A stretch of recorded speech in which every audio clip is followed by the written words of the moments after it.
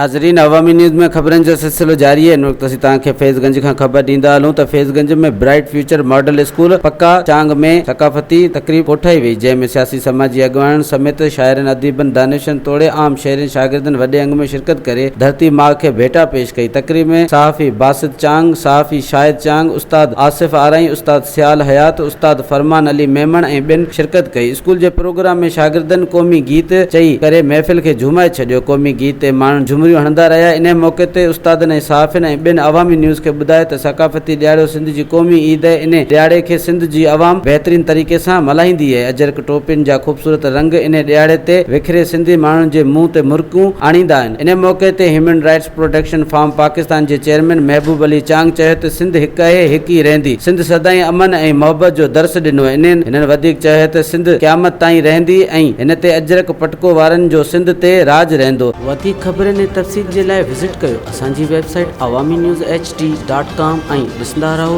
Awami news HD।